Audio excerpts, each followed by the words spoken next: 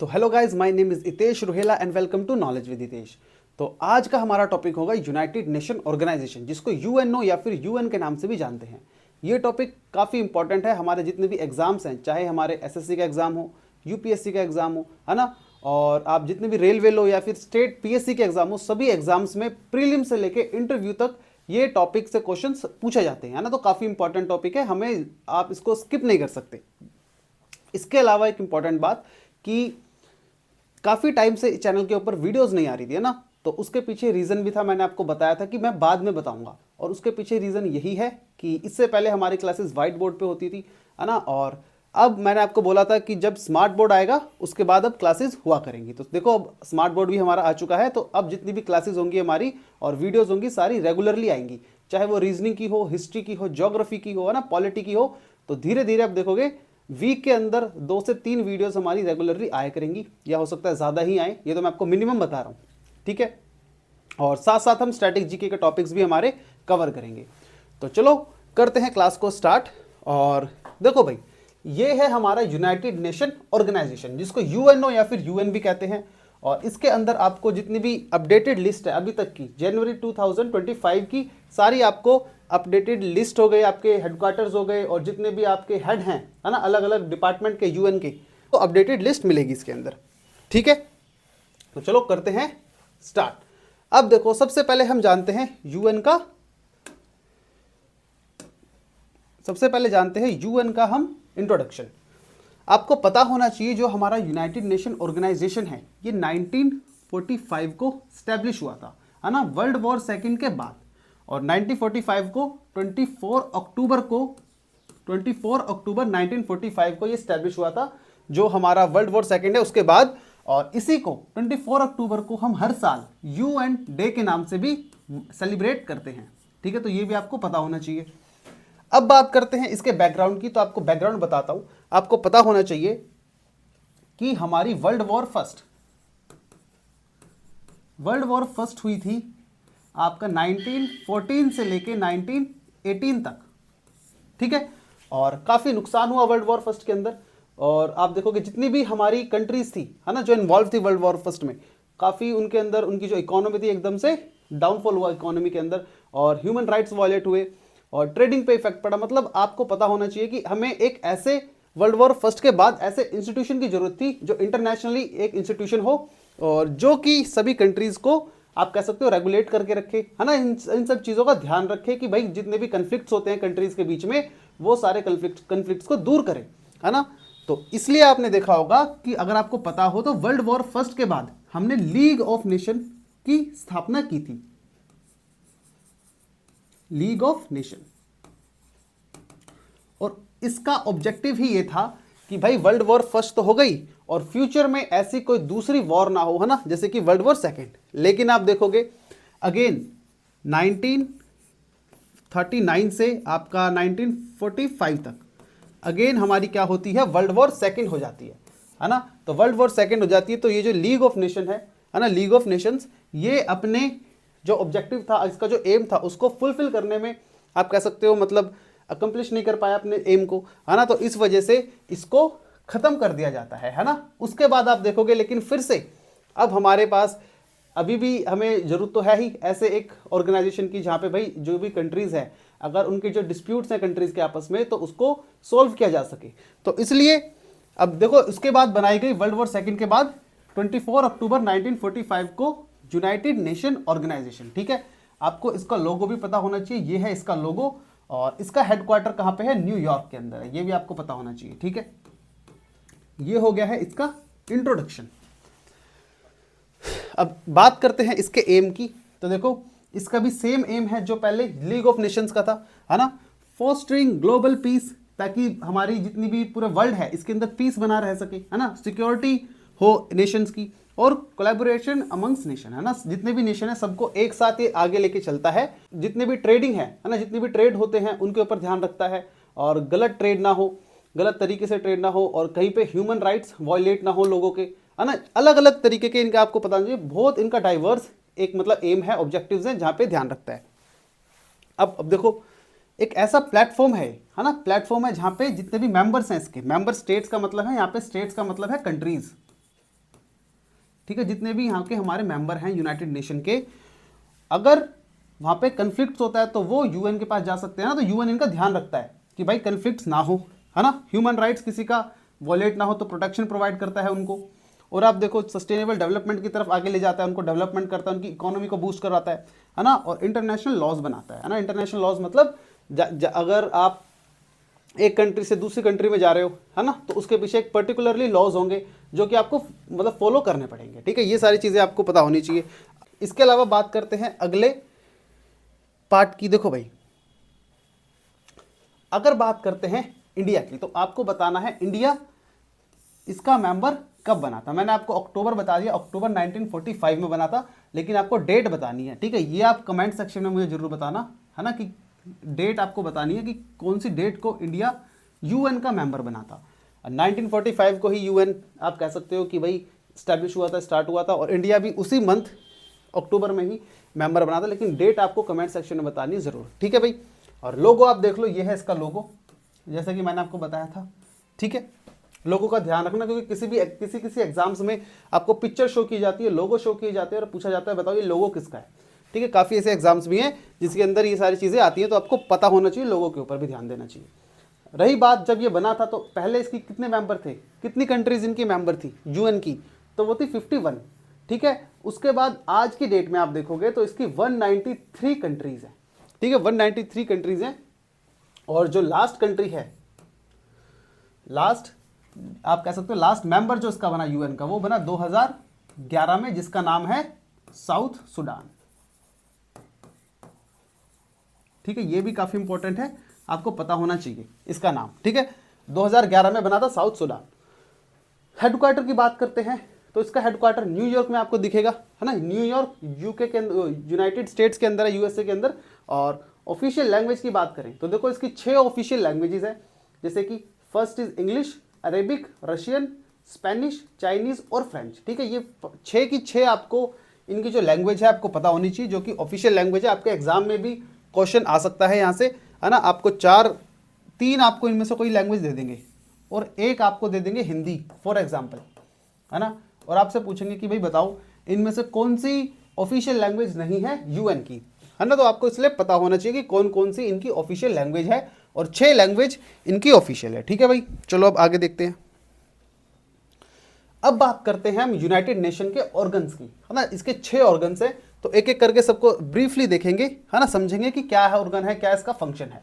तो ऑर्गन्स की बात करें तो पता होना चाहिए कितने ऑर्गन्स है, 6, ठीक है। अब सबसे पहले आता है हमारा जनरल असेंबली। देखो जनरल असेंबली है, ये आप कह सकते हो कि एक जनरल हॉल है ना। इस तरीके का आपको हॉल दिखेगा, और जिसके अंदर सभी कंट्री के रिप्रेजेंटेटिव्स बैठते हैं, और यहाँ पे जो मुद्दा उठाया जाता है ना, उन सबको डिस्कस करते हैं, ठीक है भाई। स्टैब्लिश कब हुआ था, 1945 में ही, है ना। और जितने भी मेंबर्स हैं सारे मेंबर्स पार्टिसिपेट करते हैं, ठीक है, हर कंट्री, और सबकी इक्वल वोटिंग राइट्स होता है ना, सबका इक्वल वोट है, और सबका एक वोट होता है, माना जाता है, ठीक है भाई। ये आपको पता होना चाहिए। आगे देखो ग्लोबल इश्यूज के ऊपर ये आप कह सकते हो बातचीत होती है यहाँ पे ना, डेलिब्रेशंस एंड कोऑर्डिनेशन। जो भी हमारे एक साथ ग्लोबल इश्यूज होते हैं, चाहे कुछ भी हो, क्लाइमेटोलॉजी से रिलेटेड हो, है ना, किसी भी चीज़ से रिलेटेड हो, हमारी पूरे इंटरनेशनली हम मिलके एक किसी टॉपिक के ऊपर डिस्कशन की जाती है यहाँ पे। इसके बाद जो नेक्स्ट आता है वो है सिक्योरिटी काउंसिल। ये काफ़ी इंपॉर्टेंट इसका पार्ट है, ठीक है। तो आपको पता होना चाहिए। देखो जो सिक्योरिटी काउंसिल है हमारा, ये क्या करता है, responsible for maintaining global piece and security, ठीक है। ये भी ग्लोबल पीस एंड सिक्योरिटी को रिस्पॉन्सिबल होता है, इसको मेंटेन करने के लिए। और इसके आपको मैं थोड़ा ब्रीफली समझा दूं, इसके जो मेंबर होते हैं, कितने मेंबर होते हैं, 15, ठीक है भाई, 15 मेंबर होते हैं इसके, जिसमें से आपको पता होना चाहिए कि 10 जो मेंबर होते हैं वो टेम्पररी मेंबर होते हैं, और 5 मेंबर जो होते हैं वो परमानेंट मेंबर होते हैं, ठीक है। 5 परमानेंट मेंबर होते हैं, और जो इसके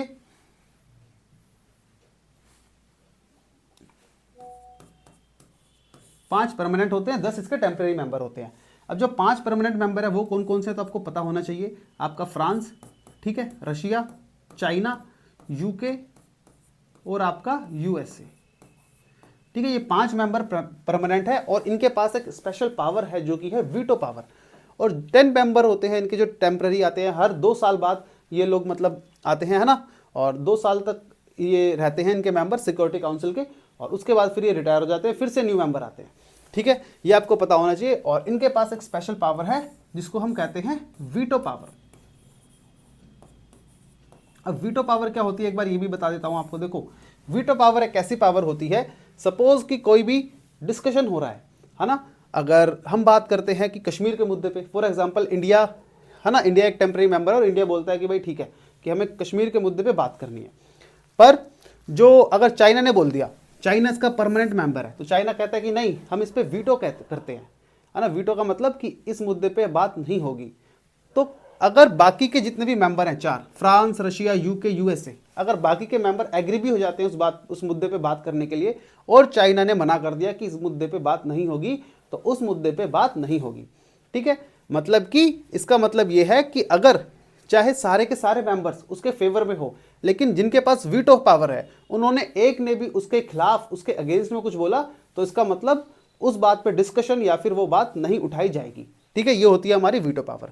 और काफ़ी पावर होती है, मतलब यूएन के अंदर सबसे जो सुप्रीम पावर मानी जाती है वो वीटो पावर ही मानी जाती है, जो कि 5 देशों के पास है। वही मैंने लिखा है यहाँ पे, है ना, वही आपको पता होगा। देखो, responsible for maintaining global piece and security. इसके बाद आप देखोगे 15 मेंबर हैं, जिसमें से 5 इनके परमानेंट मेंबर हैं। और 5 परमानेंट मेंबर कौन कौन से हैं, बार बार एग्जाम्स में क्वेश्चन भी आते हैं, तो आपको पता होना चाहिए। चाइना, फ्रांस, रशिया, इसके बाद आपका यूके है ना, यूनाइटेड किंगडम, और आपका USA, United states of America. इनके पास वीटो पावर है। वीटो पावर मैंने आपको एक्सप्लेन कर दिया। और बात करते हैं 10 जो इसके नॉन परमानेंट मेंबर हैं उनकी, तो 2 साल के लिए वो आते हैं। ठीक है भाई, इतना आपको पता होना चाहिए सिक्योरिटी काउंसिल के बारे में। अब आगे बढ़ते हैं, आगे चलो, आगे बात करते हैं। अब आ जाता है हमारा इकोसॉक। ठीक है, इसका मतलब होता है इकोनॉमिक एंड सोशल काउंसिल। ठीक है, इकोसॉक। और देखो, ये स्टैब्लिश हुआ था 26 जून 1945 को। ये भी आप काफी इंपॉर्टेंट है, पता होना चाहिए आपको। और ये किसके ऊपर फोकस करता है, economic, social and environmental issues के ऊपर। नाम से पता चल रहा है, देखो इकोनॉमिक और सोशल काउंसिल है ना, तो सोशल आप कह सकते हो कि जो सोशल इसके जो फैक्टर्स हैं, इश्यूज हैं, उनके ऊपर थोड़ा फोकस रखेगा, और हमारे जो इकोनॉमिक है उसको बूस्ट करेगा। ठीक है, उनके ऊपर रखता है। अब यही प्रमोट करता है international cooperation in these domains, है ना। जो ये बात हो रही है इकोनॉमिक, सोशल और एनवायरमेंटल इश्यूज के ऊपर ही फोकस रखता है, उन्हीं को प्रमोट करता है आगे। ठीक है, ये है हमारा इकोसॉक। और ये इनका आप हॉल देखोगे, इस टाइप का हॉल होता है इनका, है ना, जहाँ पे ये बैठते हैं। और ठीक है, अब आगे बढ़ते हैं। आगे हम देख लेते हैं सेक्रेटेरिएट। अब देखो, जो सेक्रेटेरिएट है वो उसका 4th पार्ट है और काफ़ी इंपॉर्टेंट पार्ट है, आपको पता होना चाहिए। जो भी यूएन है उसका एक इंपॉर्टेंट पार्ट है, क्योंकि जितनी भी हमारी डे टू डे एक्टिविटीज़ होती हैं, डे टू डे जो वर्क होता है यूएन का, वो इसी के अंदर किया जाता है। इसके जो हेड होते हैं उनको बोला जाता है CAO, है ना, चीफ एडमिनिस्ट्रेटिव ऑफिसर, CAO इनको बोला जाता है। तो काफ़ी इंपॉर्टेंट, आपको पता होना चाहिए। ठीक है, अब देखो, ये क्या है, एडमिनिस्ट्रेटिव ब्रांच है। जो हमारा यूएन है, मैंने आपको बताया, उसकी एडमिनिस्ट्रेटिव ब्रांच है। जो भी ऑफिशियल वर्क होता है सारा कहाँ पे होता है, सेक्रेटेरिएट में होता है। और डे टू डे वर्क होता है ना। और कौन देखता है काम को, तो सेक्रेटरी जनरल, जो मैंने आपको बताया, जो CAO होता है उसी को ही सेक्रेटरी जनरल बोला जाता है। सेक्रेटेरिएट के हेड को सेक्रेटरी जनरल बोला जाता है, जो कि CAO भी होता है, चीफ एडमिनिस्ट्रेटिव ऑफिसर। ठीक है, ये भी आपको पता होना चाहिए। और प्रेजेंटली हमारे कौन है, तो ये देखो, इनका नाम है एंटोनियो गुटेरेस। ठीक है, प्रेजेंटली हमारे एंटोनियो गुटेरेस जो हैं, आप कह सकते हो सेक्रेटरी जनरल हैं, या फिर आप इसको कह सकते हो CAO है ना, यूएन के। ठीक है, तो ये आपको पता होना चाहिए इतना। अब आगे बढ़ते हैं, आगे चलो, आगे अब जानते हैं हम इंटरनेशनल कोर्ट ऑफ जस्टिस के बारे में। देखो भाई, इंटरनेशनल कोर्ट ऑफ जस्टिस, अब नाम से ही पता चल रहा है, कोर्ट है ना, जस्टिस का कोर्ट है, कोर्ट ऑफ जस्टिस है। अब कहीं पे आप कह सकते हो कि न्याय की बात होगी यहाँ पे, है ना। तो सेम चीज़ है, जितने भी हमारी आप कह सकते हो कन्फ्लिक्ट्स वगैरह होते हैं कंट्रीज़ के बीच में, या किसी भी इंटरनेशनली कन्फ्लिक्ट्स होते हैं, उनको कौन हैंडल करता है, एक लीगल बॉडी होनी चाहिए, तो वो है हमारा इंटरनेशनल कोर्ट ऑफ जस्टिस, जिसको ICJ के नाम से भी जानते हैं। ये स्टैब्लिश हुआ था 26 जून 1945 को। प्राइमरी जुडिशियल बॉडी की तरह सर्व करता है यूएन की। ठीक है, लीगल डिस्प्यूट्स होते हैं जितने भी हमारे, जितने भी कंट्रीज हैं इनके बीच में आपस में, तो उनको हैंडल करता है। ठीक है, ये है इसका 5th पार्ट। अब बात करते हैं इसके 6th और लास्ट पार्ट की, वो है हमारा ट्रस्टीशिप काउंसिल। देखो, प्रेजेंटली आपको पता होना चाहिए, जो ट्रस्टीशिप काउंसिल है ये हमारा मतलब इनएक्टिव है, एक्टिव नहीं है। क्यों नहीं है, क्योंकि इसका मेनली काम क्या था, जहाँ पे भी आपको पता होना चाहिए, देखो पहले हमने देखा कि हमारे ऊपर भी ब्रिटिशर्स ने रूल करा, है ना, ऐसे ही यूरोपियंस ने काफ़ी अफ्रीका को, आप देखोगे अफ्रीका जो कॉन्टिनेंट है वहाँ पे भी अपनी कॉलोनीज बना रखी थी, है ना, और आप देखो इंडोनेशिया, म्यांमार, इंडिया को भी बना रखा था, इजिप्ट, आपका साउथ अफ्रीका, इन सबको कॉलोनीज बना रखा था। और इसका काम यही था कि जितनी भी कॉलोनीज हैं उन सबको ख़त्म करना, क्योंकि उनके जो ह्यूमन राइट्स हैं वो वायलेट हो रहे थे, है ना। तो अब आपको पता होना चाहिए सभी कंट्री को इंडिपेंडेंट कराना इनका मेन एम था।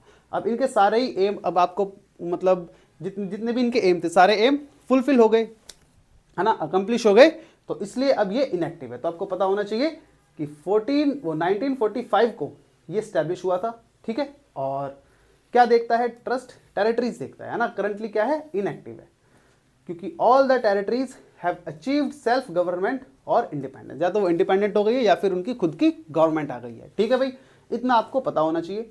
आगे बढ़ते हैं। अब अभी तक देखो हमने क्या देखा, अभी तक हमने इसके ऑर्गन्स देखे। अब यूएन के कई सारे डिपार्टमेंट्स भी हैं, या फिर आप कह सकते हो प्रोग्राम्स हैं, है ना, जो यूएन ने निकाले हुए हैं। तो अब उनके बारे में एक एक करके देखते हैं। वैसे तो बहुत सारे प्रोग्राम्स हैं, पर हम कुछ इंपॉर्टेंट प्रोग्राम्स ही फोकस करेंगे, है ना, जो एग्जाम में बार बार पूछे जाते हैं, उनके बारे में जानेंगे। उनका हेड कौन है, कब स्टैब्लिश हुए, और उनका हेड क्वार्टर कहाँ पे है, ठीक है, और उनका एम क्या है। तो चलो आगे बढ़ते हैं। सबसे पहले आता है डिपार्टमेंट्स ऑफ यूएन में फूड एंड एग्रीकल्चर ऑर्गेनाइजेशन, जिसको FAO के नाम से भी जाना जाता है। देखो इसके अंदर आप इनके लोगो भी याद रखना, लोगो आप देख लो, लोगो काफी इंपॉर्टेंट है, आपको पता होना चाहिए। बात करते हैं इसके एस्टेब्लिशमेंट ईयर की, तो 1946 में एस्टेब्लिश हुआ, और नाम से ही पता चल रहा है फूड एंड एग्रीकल्चर ऑर्गेनाइजेशन, मतलब कि कुछ ऐसा इसका एम होगा, है ना, कि सब लोगों को फूड अच्छे से मिले, है ना। तो वही आप देखोगे एम क्या है इसका, make sure that people have regular access to enough high quality food to lead active and healthy life, है ना, ताकि लोग स्वस्थ रहें, अच्छे से अपनी जिंदगी को मतलब स्पेंड करें। इसलिए इसका एम ये क्या नजर रखता है, इसके ऊपर नजर रखता है कि सबको अच्छी क्वालिटी का फूड मिले, ठीक है। और हेडक्वार्टर कहाँ पे है इसका, रोम इटली के अंदर इसका हेडक्वार्टर है। और करेंटली जो इनके हेड हैं उनका नाम है जनरल क्यू डोंगक्यू, ठीक है, ये इनके क्या है, हेड है। तो आपको इनकी फोटो भी देख लो और आप इनका लोगो भी देख लो, क्योंकि एग्जाम पॉइंट ऑफ व्यू से काफी इंपॉर्टेंट हो जाता है। आगे बढ़ते हैं। अब अगला देखो, नेक्स्ट इज हमारा इंटरनेशनल एटॉमिक एनर्जी एजेंसी, ठीक है, नाम से ही पता चल रहा है, आपको पता होना चाहिए एटॉमिक एनर्जी एजेंसी है ना। तो कुछ न्यूक्लियर से रिलेटेड कुछ होगा। तो देखो आपको जैसे कि पता ही है आज की डेट में, है ना, जितनी भी हमारी वॉर्स होंगी, अब ऐसा तो होगा नहीं कि तलवार भाले से लड़ेंगे जाके, है ना। जो हमारी लास्ट वर्ल्ड वॉर सेकंड हुई थी उसके अंदर भी अमेरिका ने जापान के ऊपर मतलब एटॉमिक न्यूक्लियर बम का अटैक किया था, है ना। तो अब ऐसी कहीं फिर से कंडीशन ना आए, या कोई कंट्री मतलब गुस्से में आके या फिर कुछ ऐसा डिसीजन ना ले ले, तो उनके पीछे कुछ रेगुलेशंस ये लगाता है ना, ये यही देखता है कि जो भी न्यूक्लियर एनर्जी है उसका गलत यूज तो नहीं हो रहा, है ना। तो यही इसका एम है, देखो, promote safe secure and peaceful use of nuclear energy, ठीक है। और स्टैब्लिश कब हुआ था, 1957 के अंदर स्टैब्लिश हुआ था। फिलहाल इसका हेडक्वार्टर कहाँ पे है, वियना ऑस्ट्रिया के अंदर है, ठीक है। और करंटली हेड इनके कौन है, राफेल मैरियानो ग्रोसी, ये है इनके हेड। और ठीक है, इनका लोगो भी देख लो आप, IAEA का, ठीक है। अब आगे बढ़ते हैं, चलो अब बात करते हैं हम International civil Aviation Organization. Civil aviation आपको पता चल रहा है स्पेस से रिलेटेड कुछ होगा ना, प्लेन वगैरह से रिलेटेड, प्लेन से रिलेटेड। तो आप देखो लोगो से ही पता चल रहा है ना, प्लेन से कुछ रिलेटेड है, तो वही। और ICAO उसको बोलते हैं, ये स्टैब्लिश हुआ था 1947 के अंदर, ठीक है। एम क्या है इसका, to promote safe secure and sustainable development of international civil aviation, है ना, ताकि जो हम प्लेन वगैरह से ट्रैवल करते हैं, है ना, तो उनका एक सेफ और सिक्योर आपको मतलब हम ट्रैवल कर पाए, है ना, ये इसका एम है, इसी के बारे में ध्यान देता है ना। देखो जितने भी हम ये पढ़ रहे हैं, आपको इनके नाम से अगर आप याद मतलब अंदाजा लगाओगे ना, तो आपके लिए काफ़ी ईजी रहेगा, क्योंकि अगर आप ऐसे रटने बैठोगे तो काफ़ी सारे हैं डिपार्टमेंट्स या फिर इनके प्रोग्राम्स, जो कि आपको फिर काफ़ी कंफ्यूजन होगी। तो इसलिए नाम से अंदाजा लगाओ, है ना, कुछ इस तरीके की बातें करेगा, और वही इनका एम होता है। अब गंदी गंदी बातें तो करेगा नहीं, अच्छी अच्छी बातें ही करेगा ना, ताकि ये सिक्योर सेफ हम ऐसे ट्रैवल कर पाएँ, ये सारी चीज़ों पर ध्यान रखता है। और बात करते हैं इनके हेडक्वार्टर की, तो हेडक्वार्टर इनका मॉन्ट्रियल कनाडा के अंदर है ना, लोगो देख लो। और हेड कौन है इनके, सल्वेटोर और सिया चिटानो, ठीक है, ये इनके कौन है, हेड है, ठीक है, सल्वेटोर सिया चिटानो। आगे बढ़ते हैं, चलो अब बात करते हैं हम अगले की, international fund for agricultural development. अब देखो IFAD है, अब नाम से ही पता चल रहा है कि फंड, भाई फंड प्रोवाइड कर रहा है, किसके लिए फंड प्रोवाइड कर रहा है? एग्रीकल्चरल डेवलपमेंट के लिए फंड प्रोवाइड कर रहा है ना। लोगो आप देख लो, इस तरीके का लोगो आपको दिखेगा। ये स्टैब्लिश हुआ था 1977 के अंदर। एम आपको पता ही है, इन्वेस्टमेंट कर रहा है, कहाँ पे कर रहा है? रूरल जगहों पे, है ना, जहाँ पे रूरल जो पीपल हैं वहाँ पे इन्वेस्टमेंट कर रहा है और एग्रीकल्चरल डेवलपमेंट के लिए ही इन्वेस्ट कर रहा है। तो वही आपको दिखेगा इसका भी, देखो, rural people empower them to increase their food security, improve the nutrition of their families and increase their incomes, है ना।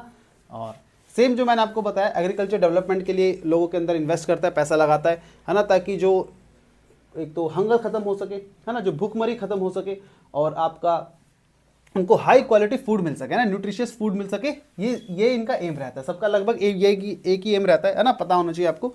और हेडक्वार्टर की बात करते हैं, रोम इटली के अंदर इनका हेडक्वार्टर है और हेड कौन है इनके? अल्वारो लारियो, ठीक है, ये है इनके हेड। ठीक है भाई, आगे बढ़ते हैं, चलो। Next is our International Labour Organization, इसको ILO के नाम से भी जाना जाता है। ठीक है, ILO, इसका लोगो देखो आप पहले तो, ILO का लोगो ये है ना, और काफ़ी फेमस ऑर्गेनाइजेशन है। ये क्या करती है?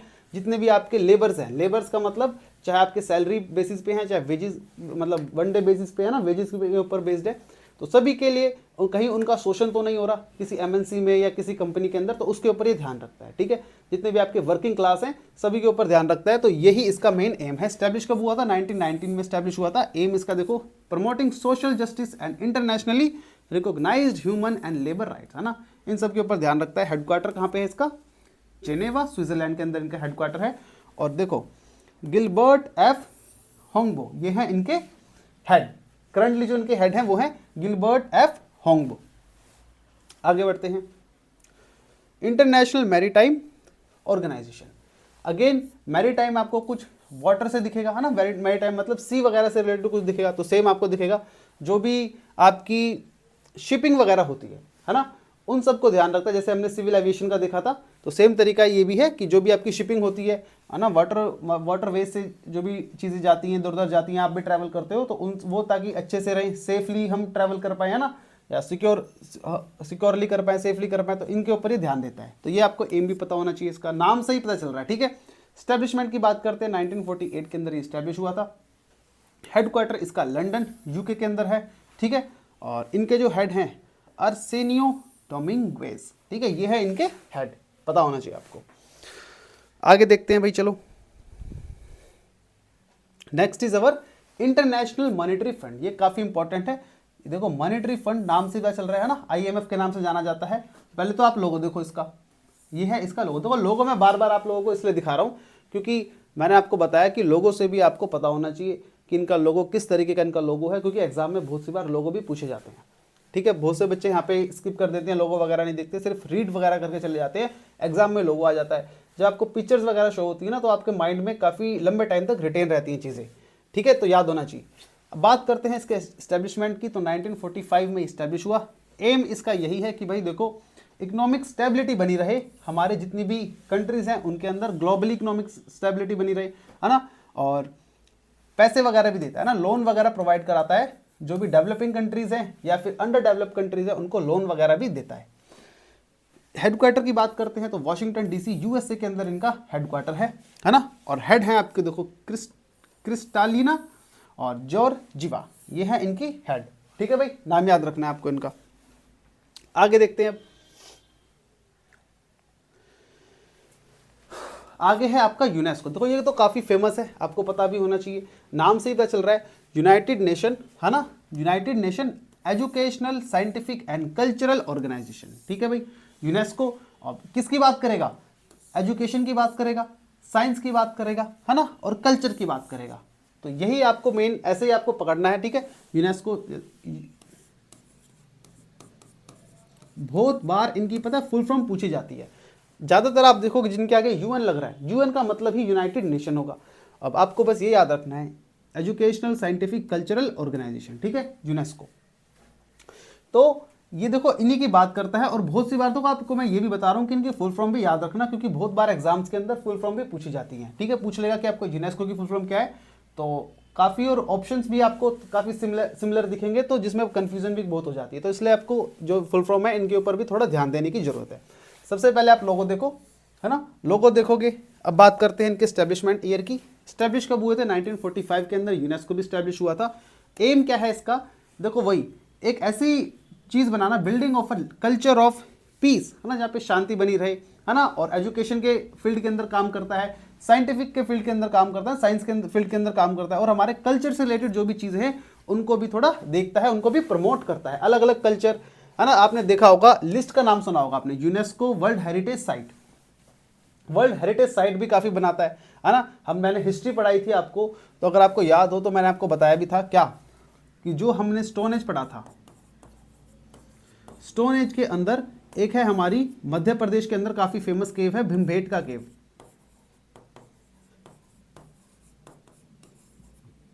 भीमबेटका केव हमारी वर्ल्ड यूनेस्को के द्वारा, है ना, वर्ल्ड हेरिटेज साइट का दर्जा उसको मिला हुआ है। और क्योंकि काफी इसका देखो काफी पुरानी एज है ना, एजुकेशन बेसिस, एजुकेशन पर्सपेक्टिव से भी आप लोगे या फिर आप कल्चरल पर्सपेक्टिव से भी लोगे, तो काफी इंपॉर्टेंट जगह है। तो यही सब चीजें जो हमारा यूनेस्को है वो देखता है, ठीक है, पता होना चाहिए आपको। तो वही मैंने आपको इसका वो भी बता दिया, एम क्या है ना, ताकि वही रहे, डेवलपमेंट हो एक साथ, intercultural dialogue through education, science, culture, communication and information, ठीक है भाई। हेडक्वार्टर की बात करते हैं तो पेरिस के अंदर, फ्रांस के अंदर इनका हेडक्वार्टर है।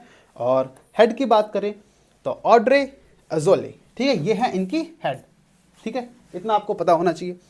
आगे बढ़ते हैं, अब आगे देखो, आगे आता है हमारा वर्ल्ड बैंक ग्रुप। ये भी सेम आपको बैंक है ना, एक तरीके का, तो इसका भी आपको पता होना चाहिए कि भाई बैंक है तो पैसे से रिलेटेड कुछ चीज़ें होंगी, बात करेंगे इसके बारे में, ठीक है। इसको WBG के नाम से भी जाना जाता है, या फिर इसको वर्ल्ड बैंक भी बोलते हैं। क्या बोलते हैं? वर्ल्ड बैंक, ठीक है। लोगो इसका ये है। और स्टैब्लिश कब हुआ था? तो 1945 में स्टैब्लिश हुआ था। एम क्या है इसका? कि पॉवर्टी को कम करना और जो भी इकोनॉमिक डेवलपमेंट है उसको प्रमोट करना, ठीक है। प्रमोट करना मतलब आगे बढ़ाना, ठीक है, और पॉवर्टी, गरीबी को कम करना, ये इसका एम है। हेडक्वार्टर की बात करते तो वाशिंगटन DC USA के अंदर इनका हेडक्वार्टर है। और अजय बांगा, है ना, अजय बांगा इनके कौन है? हेड हैं, आपको पता होना चाहिए, ठीक है भाई।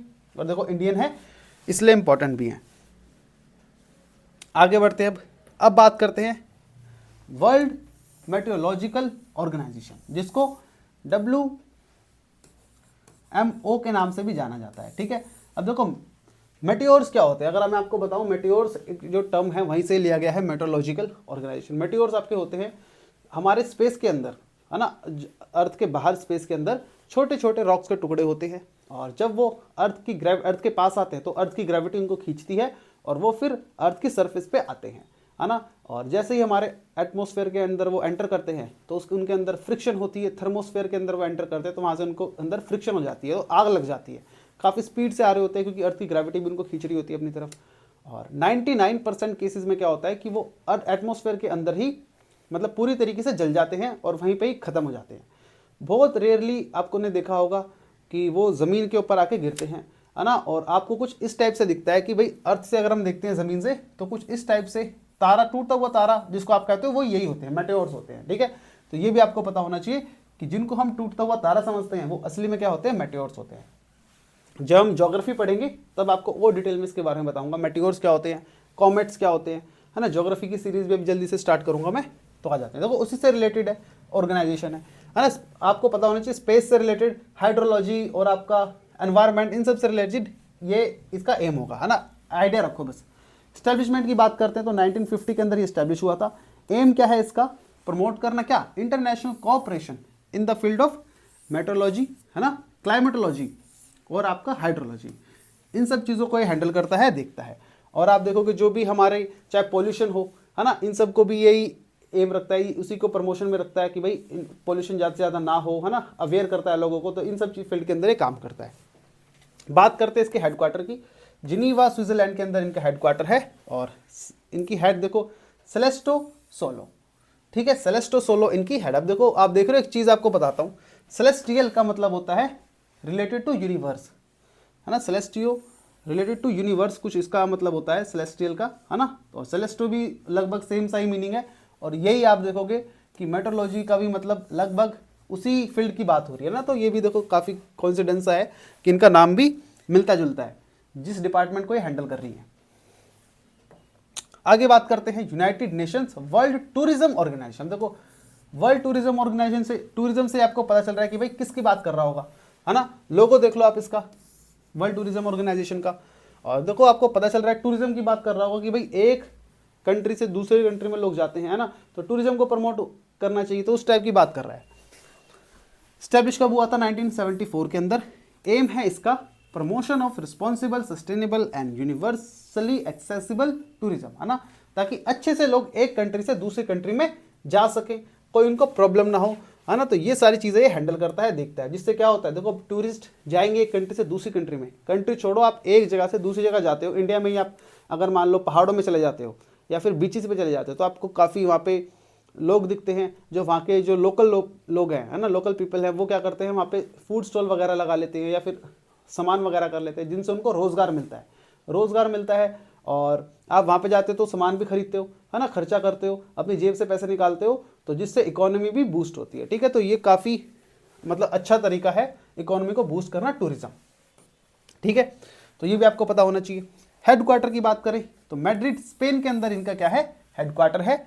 और हेड देखो इनके जुराब पोलोलिकाशिविली, ठीक है, ये है इनके हेड, तो ये भी आपको पता होना चाहिए इनका नाम। चलो आगे देखते हैं, आगे आ जाते हैं हम 12th नंबर पे। टोटल हमारे 15th है ना, इसके बाद मतलब इसके बाद 3 और बचे हैं। देखो भाई, United nation office on drugs and crime. अब देखो ड्रग्स की बात हो रही है तो आप समझ जाओ कि ड्रग ट्रैफिकिंग के ऊपर बैन होगा, है ना, और क्राइम रिलेटेड एक्टिविटीज पे भी बैन होगा, कुछ इस तरीके की चीजें होनी चाहिए। फ्लैग देख लो, फ्लैग तो यूएन का ही लगाया है, चलो कोई नहीं। देखो स्टैब्लिश की बात करते हैं, स्टैब्लिश कब हुआ था? 1997 में हुआ था। एम इसका क्या है? एजुकेट करना, मतलब कि अवेयर करना लोगों को, है ना, इन सब के बारे में, and through out the world about the dangers of drug abuse, है ना, ड्रग अब्यूज के बारे में लोगों को अवेयर करना, और इन सब के ऊपर भी नजर रखता है कि ड्रग्स ट्रैफिकिंग ना हो एक जगह से दूसरी जगह, है ना, इन सब को भी हैंडल करता है। शॉर्ट में इसको ओडीसी, ड्रग्स एंड क्राइम के नाम से जानते हैं। ठीक है, United nation office of drugs and crime. ठीक है भाई, और हेडक्वार्टर इनका विनया ऑस्ट्रिया के अंदर है, और हेड है इनकी गादा फाती वाली। ठीक है, ये है इनकी हेड, तो ये भी आपको पता होना चाहिए, फोटो भी देख लो आप अच्छे से, है ना। अब आगे बढ़ते हैं, चलो आगे है हमारा काफी फेमस, ये तो सबने देखा होगा, वर्ल्ड हेल्थ ऑर्गेनाइजेशन, WHO, है ना। लोगो आपको सबने देखा ही होगा WHO का। अभी जब कोविड हुआ था तब काफी फेमस था, काफी न्यूज वगैरह में था, है ना। इनके जो हमारे हैं टेड्रोस साहब, ये भी काफी फेमस थे, ठीक है, मतलब न्यूज में आते थे। अब देखो बात करते हैं इनके एस्टेब्लिशमेंट ईयर की, तो 1948 में एस्टेब्लिश हुआ था। एम है इसका प्रमोट करना health and wellbeing for all people in the world, है ना, जितने भी लोग हैं सबकी हेल्थ अच्छी बनी रहे। कोई भी बीमारी आती है, कोई बड़ी लेवल पे बीमारी आती है, तो लोगों को अवेयर करता है WHO, है ना, बताता है कि भाई ध्यान रखो, इन प्रिकॉशन लो, मेडिसिन वगैरह के बारे में बताता है, कैसे बचना चाहिए, किन किन चीज़ों का ध्यान रखना चाहिए। तो ये सारी चीज़ें हेल्थ की फील्ड हैंडल करता है। ठीक है, आपको पता होना चाहिए। हेडक्वार्टर की बात कर लेते हैं, जेनेवा स्विट्जरलैंड के अंदर इनका फिर से हेडक्वार्टर है, और हेड कौन है इनके? टेड्रोस एडोनम। ठीक है, ये इनके हेड हैं, आपने काफ़ी बार इनकी फोटोज़ वगैरह भी देखी होगी, है ना, न्यूज़ में। तो ये इनके हेड हैं। कोविड के टाइम पे काफ़ी फोटोज़ वगैरह आती थी ना, इनकी बार बार न्यूज़ आती थी, तो आपको पता होना चाहिए इनके बारे में। ठीक है भाई, आगे देख लेते हैं, सेकंड लास्ट है हमारा, United nation high commissioner for refugee. अब देखो रेफ्यूजी कौन होते हैं? रेफ्यूजीज होते हैं आपके जो भी एक कंट्री से दूसरी कंट्री में जाते हैं, है ना, उनको रेफ्यूजीज बोला जाता है। विदाउट एनी पासपोर्ट या लीगली विदाउट एनी किसी परमिशन के बगैर जाते हैं, उनको रेफ्यूजीज बोला जाता है। या फिर सपोज करो कहीं पे वॉर हो गई, है ना, एक कंट्री में वॉर हुई, तो उस कंट्री के लोग बचने के लिए, अपनी जान बचाने के लिए दूसरी कंट्री में चले जाते हैं, छुपने के लिए, हेल्प के लिए, तो उनको रेफ्यूजीज बोला जाता है। ठीक है भाई, और उनके लिए हेल्प करता है, उनकी हेल्प के उनके लिए काम करता है, उनको ताकि खाना वगैरह प्रॉपरली मिले, है ना, और उनके मतलब राइट्स वगैरह अच्छे से मेंटेन रहें, इन सब के बारे में काम करता है। देखो एस्टेब्लिशमेंट कब हुआ था इसका? एस्टेब्लिश हुआ था 1950 के अंदर। ठीक है, एम है इसका to safeguard the rights and wellbeing of refugees. ठीक है, उनको सेफ गार्ड करना, उनके राइट्स को। और हेडक्वार्टर कहाँ पे है इसका? जेनीवा स्विट्जरलैंड के अंदर है, और हेड कौन है इनके? फिलिपो ग्रैंडी। ठीक है, ये हैं इनके हेड, जिनका नाम है फिलिपो ग्रैंडी, तो नाम याद रखना। ठीक है भाई, अब चलो अब आगे बढ़ते हैं। अब हम बात करते हैं हमारा जो लास्ट है 15, जो है United Nations World Food Programme, है ना, WFP। तो ये देखो, ये भी काफ़ी इंपॉर्टेंट है, आपको इसका नाम भी पता चलना चाहिए और लोगो भी देखो WFP, है ना। कुछ आपको एग्रीकल्चर से रिलेटेड है कि यहाँ पे इन्होंने कुछ फसल पकड़ी हुई है हाथ के अंदर, है ना, और इस टाइप से आपको कॉर्न दिख रहा है यहाँ पे, है ना, मेज दिख रहा है। तो ये सारी चीज़ें आपको दिखेगी इनके लोगों में। स्टैब्लिशमेंट की बात करते तो 1961 के अंदर ये स्टैब्लिश हुआ था, ठीक है। एम क्या है इसका, जो हंगर को ख़त्म करना और न्यूट्रिशन को इम्प्रूव करना, ठीक है। नाम से ही पता चल रहा है फूड प्रोग्राम है कि जहाँ जहाँ पे खाना नहीं पहुँच पा रहा, खाने की कमी है, वहाँ पे लोगों को खाना प्रोवाइड कराता है ना, और ताकि लोगों के अंदर न्यूट्रिशियस फूड की कमी ना पड़े, तो उसका भी ध्यान रखता है, ठीक है भाई। इतना आपको पता होना चाहिए। हेडक्वार्टर की बात करें तो रोम इटली के अंदर इनका हेडक्वार्टर है, और हेड कौन है इनके, सिंडी मैकेन। सिंडी मैकेन है इनकी हेड, ठीक है। फोटो भी ध्यान से देख लो। तो देखो ये हमारे अब सारे के सारे जितने भी थे प्रोग्राम्स, है ना, इंपॉर्टेंट प्रोग्राम्स थे, या आप कह सकते हो डिपार्टमेंट्स थे यूएन के, ये हमने अच्छे से डिस्कस करे हैं। और अगर आपको ये PDF चाहिए तो ये आप मेरे टेलीग्राम चैनल पे जाके आप ले सकते हो ना। टेलीग्राम चैनल पे मैं ये PDF आपको अपलोड करा दूंगा। और अगर ये वीडियो फिर आपको इन्फॉर्मेटिव लगे तो चैनल को सब्सक्राइब करो, वीडियो को लाइक करो। मैं मिलता हूँ आपसे नेक्स्ट वीडियो में।